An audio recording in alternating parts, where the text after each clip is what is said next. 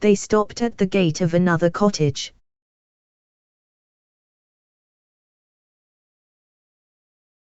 There was a red star with a thick black border here.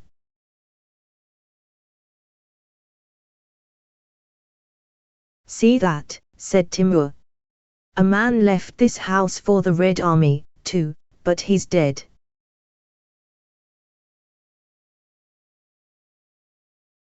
This is Lieutenant Pavlov's house. He was killed not long ago at the frontier.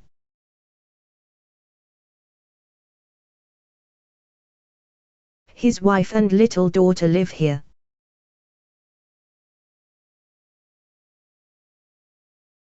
And good old Gika wonders why the girl's always crying.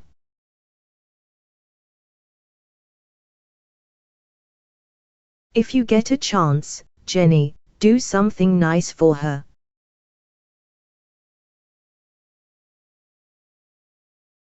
He said all this very simply, but cold shivers ran down Jenny's back, though the evening was quite warm.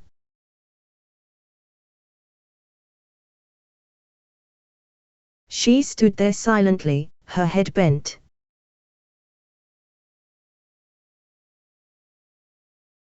Just for the sake of saying something, she asked.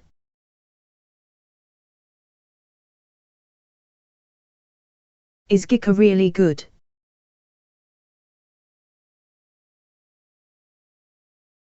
Yes, said Timur.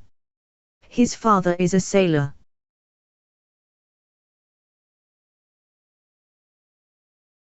He likes to take the mickey out of that swank Kolokol, but he always sticks up for him just the same.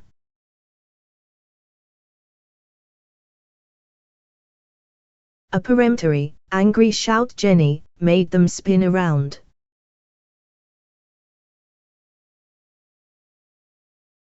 Olga was standing quite close behind them.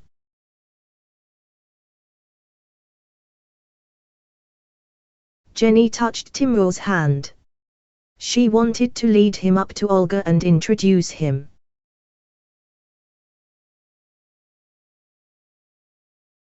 But a second call, stern and cold, made her think again.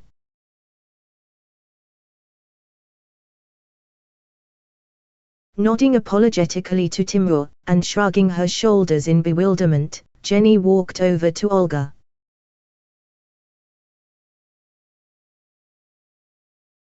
Jenny, said Olga, on the verge of tears, breathing heavily.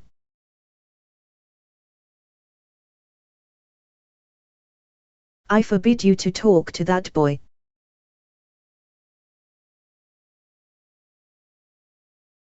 Do you hear?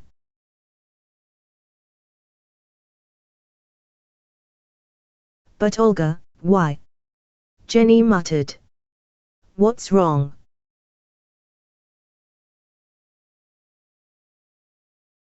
I forbid you to associate with that boy, Olga repeated firmly.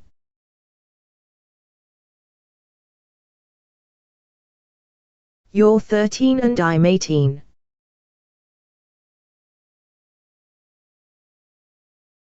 I'm your sister.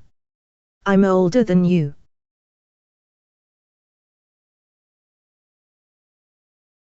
And when Dad left, he told me.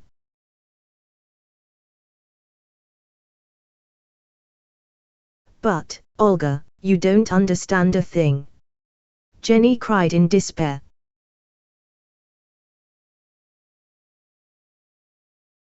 She was trembling.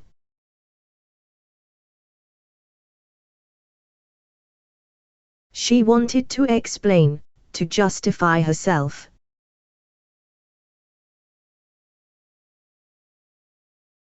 But she could not.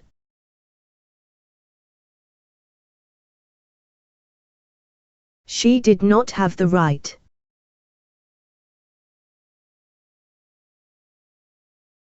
She waved her hand hopelessly and did not say another word.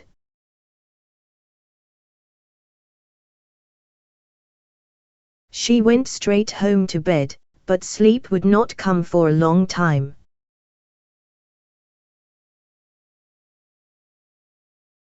and after she fell asleep she did not hear someone knock on the window in the night and deliver a telegram from her father.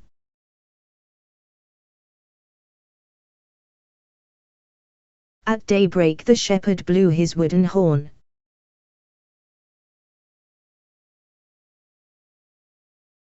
The old milkwoman opened her gate and drove her cow out to join the herd on the common.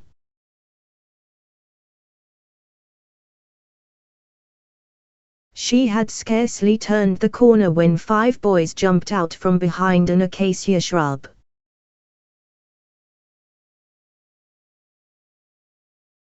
And scuttled over to the well, trying not to make a clatter with their empty buckets.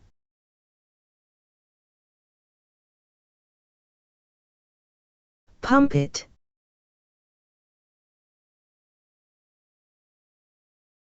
"Let's have it."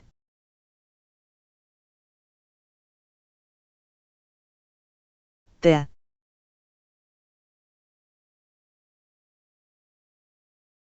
"Take it."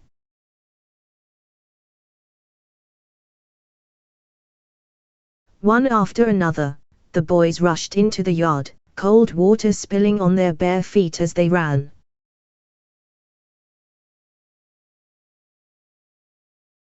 Emptied their buckets into the oak barrel and dashed back to the well.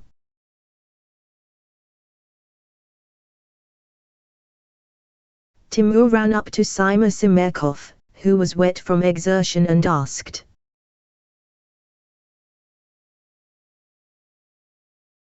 "See Kolokol anywhere?"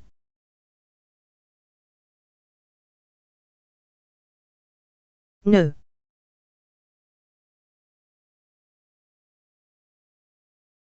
"Then he has overslept."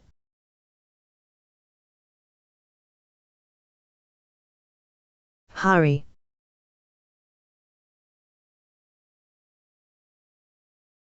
"The old woman'll be back any minute."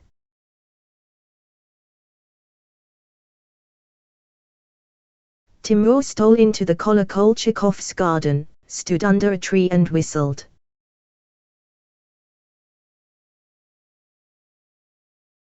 Without waiting for an answer he climbed the tree and peered into the room.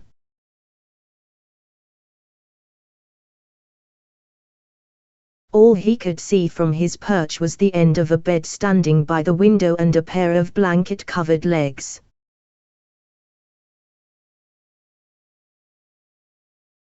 He threw a piece of bark onto the bed and called softly.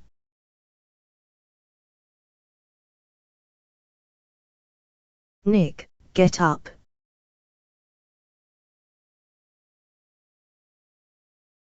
"Nick."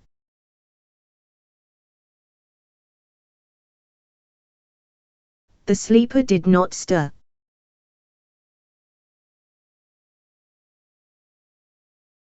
Then Timur pulled out his pocket knife.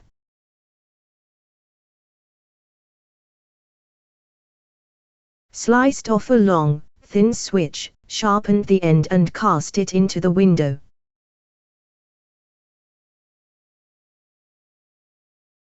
He hooked the blanket and tugged.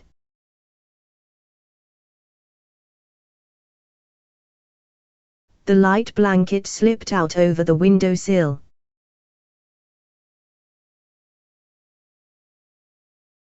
A hoarse shout issued from the room.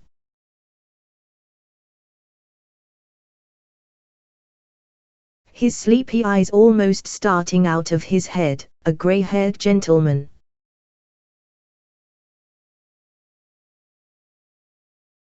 Clad only in his pajamas, leapt from the bed and, grabbing the retreating blanket, rushed up to the window.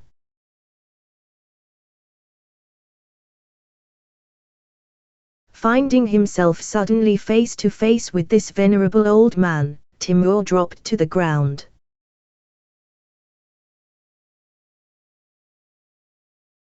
The old gentleman, however, flung the recaptured blanket onto his bed.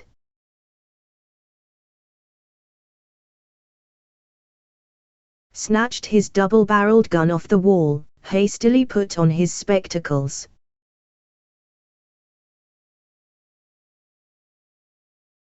poked the gun through the window and, pointing the muzzle skyward, closed his eyes and fired.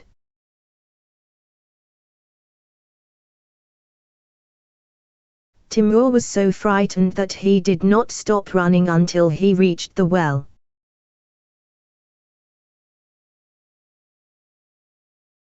There had been a misunderstanding.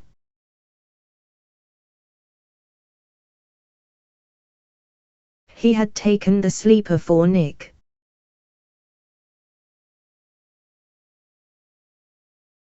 And the old gentleman had, naturally, taken him for a burglar.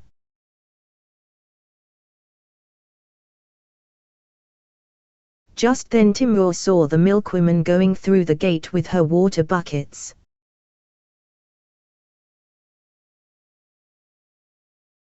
He dived behind a clump of acacias and settled down to observe what would happen next.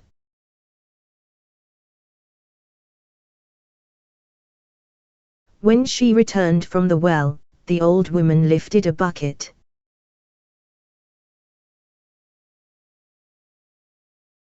And poured the water into the barrel. The next moment she sprang aside.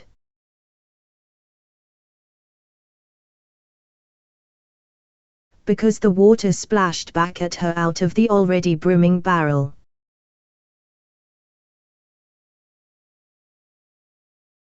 Gasping and peering round in bewilderment, the old woman inspected the barrel from all sides.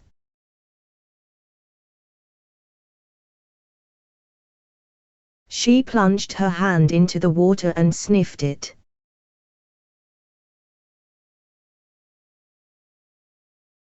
Then she hurried over to the porch to see if the lock on her door was in order.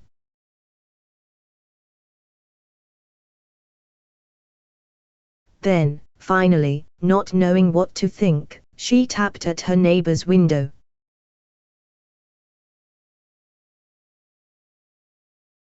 Timur laughed and came out of his hiding place.